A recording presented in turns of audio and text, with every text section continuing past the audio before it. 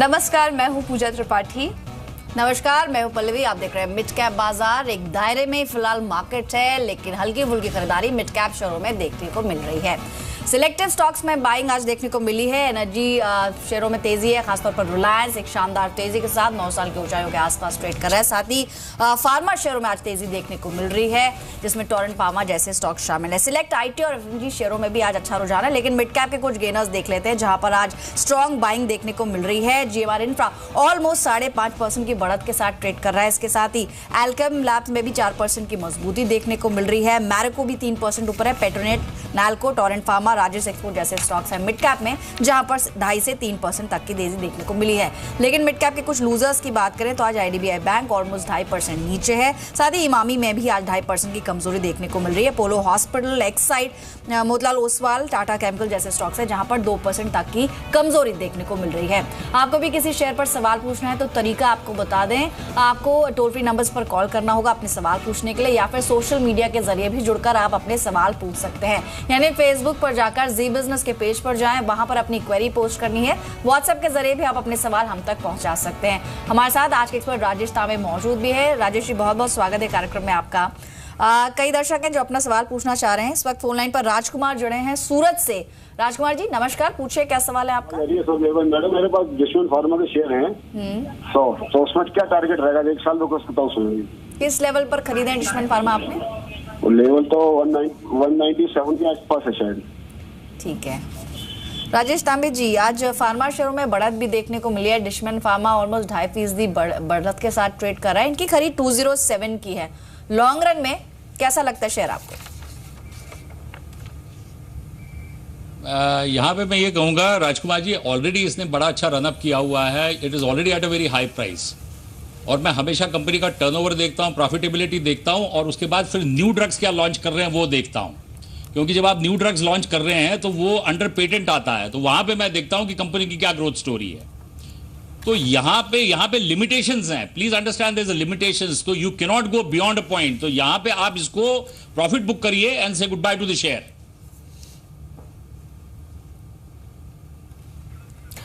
अगले कॉलर हमारे साथ जुड़ रहे हैं हरिद्वार से प्रदीप। प्रदीप पूछिए अपना सवाल। नमस्कार हेलो नमस्कार जी नमस्कार, पूछिए अपना सवाल। 20 शेयर हैं 1850 में, 1 साल से ऊपर हो गया, और वो उसका क्या भविष्य है थोड़ा बता दें प्लीज। जी राजेश जी, इन्होंने एलएनटी में खरीदे 20 शेयर 1850 के भाव पर, और काफी नुकसान भी यहाँ पर इनको झेलना पड़ रहा है। तो क्या राय होगी आपकी? यहाँ पे मैं आपको यही कहूँगा कि अगर जीएमआर इंफ्रा, जीवीके, लैंको ये शेयर अगर ऊपर जा सकते हैं तो then you know LNT stands a very good chance. It's one of the best engineering companies in India, और आज की डेट में वर्ल्ड में इस कंपनी का नाम आता है as far as EPC is concern, you know engineering, procurement and construction. और उसके बाद फिर जिस स्पेशलाइज एरियाज में ये काम करते हैं, whether it is refinery, whether it is specialise construction, तो ये तो एक बड़ा मिसमैच है इस कंट्री में कि पिछले 1.5 साल में कि थर्ड रेट शेयर्स खाली एप्रिशिएट हुए हैं and companies like LNT haven't really gone up. तो सबको कहूंगा एलएनटी को होल्ड करके रखें।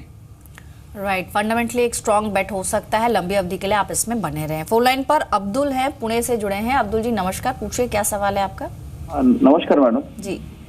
मेरे पास साउथ इंडियन बैंक के 1300 शेयर है, 19 रुपए में खरीदी है मेरी पर। कब से खरीदा हुआ है, कितना समय हो चुका है? 1.5 महीना हो चुका है। ठीक है, कितना समय और दे पाएंगे इसे? हाँ, और मैं 6 महीना रुकने के लिए तैयार हूँ। ठीक है, ऑल राइट। तांबे जी, साउथ इंडियन बैंक 19 रुपए की खरीद है, इनकी खरीद के आसपास ही है। गिरावट भी इसमें देखने को मिल रही है, आज के सेशन में 1.5% नीचे है। कैसा लगता है फंडामेंटली आपको? क्योंकि अगर हम एक्सपोजर की बात करें तो लिमिटेड रीजन्स में ही इसकी पहुंच है। आपकी सलाह क्या रहेगी अगले 6 महीनों के लिए? Pallavi, there's only one logic which I can give to all the investors of this country जो साउथ इंडिया बैंक पे लगाते हैं। As far as South India Bank is concerned, when a particular share is backed by private equity, और private equity में particularly Chris Capital, और जिसके promoter हैं आशीष Dhawan, I have the highest regard for this man because in fact he is also a great visionary। एक प्रकार के मैं कहूँगा ये भी अपने प्रकार के वॉरेन बुफे हैं, and he has always succeeded in most of the investments what he has done in his private equity। तो यहाँ पे he is one of the biggest investors as far as South India Bank is concerned। तो यहां पे this share has to appreciate in times to come. समय दीजिए. I am looking at a price of 60 to 70 rupees for South India Bank. चलिए अगला सवाल ले लेते हैं. अगले हमारे साथ जुड़े हैं कामेश अपना सवाल पूछिए.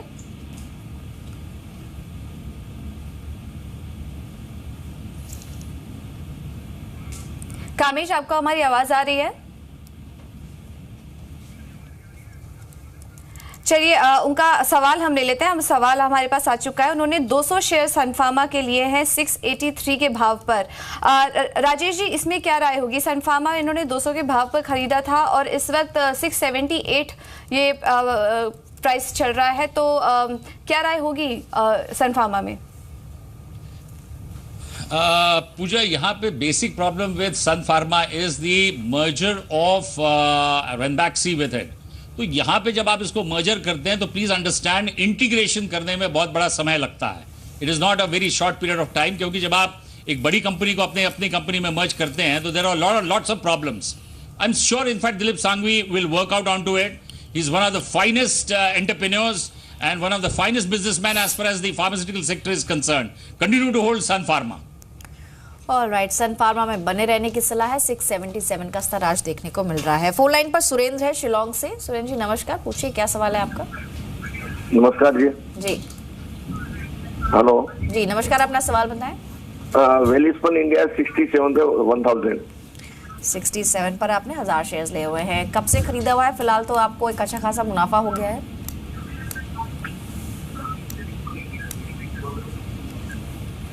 तांबे जी, इनके लिए सलाह क्या होगी? 67 इनका बाइंग प्राइस था, 90 रुपए के आसपास ये स्टॉक है. क्या सलाह है आपकी?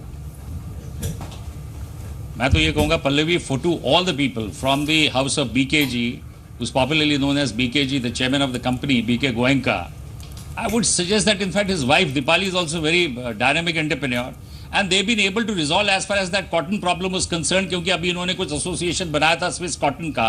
They are also part of it. So if that problem has been taken care of, I suppose in fact in the organized sector, as far as the export market is concerned, this has a very good placement of its brands. और बड़ा अच्छा इनका positioning है.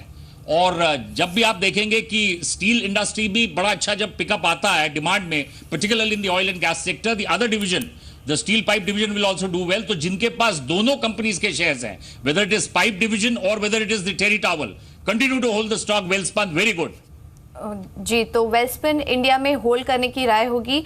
अगली collar हमारे साथ जुड़ रही हैं पुणे से. सपना जी, पूछिए अपना सवाल. Good afternoon. I have 200 shares of Moil at the rate of 363 और मेरे पास Lupin है 30 at the rate of 1600. I would like to ask Mr. Rajesh Tambe about Lupin. जी, लुपिन में आपने कितने शेयर्स खरीदे हैं? 30 shares है at the rate of 1600. Higher rate पे है. जी राजेश जी, इनका सवाल एक तो मॉइल पर है. इन्होंने 200 शेयर्स खरीदे हैं 363 के भाव पर, और दूसरा इन्होंने 30 शेयर खरीदे हैं ल्यूपिन के 1600 के भाव पर. तो ये दोनों ही शेयरों पर आपकी राय जानना चाहती है, तो क्या राय होगी? Well, MOIL has got a very limited application, you know, manganese. Titan में आपने देखा कि पूरी का पूरा जहाज डूब गया ओशन में, just because the sulphur quantity was very high which made the ship and the steel, the iron and steel को उसने बड़ा ब्रिटल बना दिया. और जैसे ही उसमें वो क्रैक आई, पूरा शिप पानी से भर गया और उसके बाद वर्टिकली हाफ इसमें वो पूरा स्प्लिट हो जाता है, मतलब इट ब्रेक्स इनटू 2 पीसेस. सो मॉइल की भी एप्लीकेशन बड़ी लिमिटेड है यहाँ पे. जैसे निकल की एप्लीकेशन बड़ी लिमिटेड है, वैसे मैग्नीज की भी एप्लीकेशन बड़ी लिमिटेड है. तो यहाँ पे I want suggest you to keep MOIL for a very long time. हल्का सा भी 10-20% का प्रॉफिट होता है तो उसमें से प्रॉफिट बुक करिए and say good bye to the share. As far as Lupin is concern, let me tell you, I am looking at a valuation of 3000 rupees. Right from 300 rupees it has come up to a level of 1500. 2000 भी इसने देखा है. But every company will always have problems as far as the US market is concern, क्योंकि वहां का जो federal drug है it is very strict. तो उनके जो लॉज है बड़े स्ट्रिंजेंट है. होल्ड करके रखिए, you will see a price of 3000 rupees. Right. तो ल्यूपिन में बने रहने की सलाह है. थोड़ा समय इसमें देना होगा, लेकिन अगर एमओएल आप होल्ड कर रहे हैं तो किसी भी रैली में एग्जिट करने की सलाह आपको राजेश दे रहे हैं. पोलैंड पर अमर है, बोकारो से जुड़े हैं. गुड आफ्टरनून अमर, पूछिए क्या सवाल है? मेरा ऑयल इंडिया में 100 शेयर लिया हुआ है 336 के रेट पे. ठीक है, 336 के रेट पे 326 आज देखने को मिल रहा है. कितना समय दे सकते हैं इसे? और मैं 1 महीना. 1 महीना और दे सकते हैं। तांबे जी, आपकी सलाह क्या है ऑयल इंडिया को लेकर? फिलहाल खबरें जिस तरह की अभी चल रही है, न्यूज़ फ्लो है कि एक इंटीग्रेटेड तेल कंपनी बनाने की योजना है सरकार की। फिलहाल इस तरह की कंपनियों में जिनका पास ऑलरेडी पोजीशंस बनी है, उनके लिए आपकी सलाह क्या है? सबसे पहले तो उस सलाह के ऊपर मैं अपनी टिप्पणी ये करना चाहूंगा पल्लवी जी, ये ब्यूरोक्रेसी जो होती है इनको काम धाम कुछ होता नहीं है। Empty minds is devil's minds, workshop what is been said by Shakespeare. आप एक कंपनी को बना देते हैं, उसको आप मर्ज कर देते हो, तो इससे आप अचीव क्या करेंगे? इंटीग्रेशन होगा नहीं, एफिशिएंसी आपकी बढ़ेगी नहीं, तो you are just working on something, क्योंकि आपके पास काम धाम कुछ होता नहीं है। सबसे बढ़िया लॉजिक आपको देता हूं और आप भी एग्री करेंगी, let keep this oil company separate and let them compete with each other. That is the best thing, so that in fact your efficiency goes up. As far as Oil India is concerned, तेल है कहां पे? बड़ा एक अच्छा आपको example देता हूं, गुजरात स्टेट GSPL, उनको केजी बेसिन में मिला था, they could not handle that. Oil निकालना ये कोई बच्चों का खेल नहीं है जजमान। अरे you have to have a lot of specialization. Even that company has handed over that well to ONGC. और ONGC को क्या मिला बॉम्बे हाई के बाद? तो ऑयल इंडिया के पास क्या है? कुछ भी नहीं है। जी। और अगर आप इसको मर्ज भी कर देते हैं ONGC के साथ, तो क्या हो जाएगा? ONGC की अपनी हालत बड़ी खराब है, उनके पास कहां कौन सी नई डिस्कवरी मिली है जो ये छोटे बच्चे को आप अपने साथ मर्ज करके क्या कर लेंगे? जी, तो चलिए आज से एग्जिट करने की सलाह है एक्सपर्ट की। 326 का लेवल आज देखने को मिल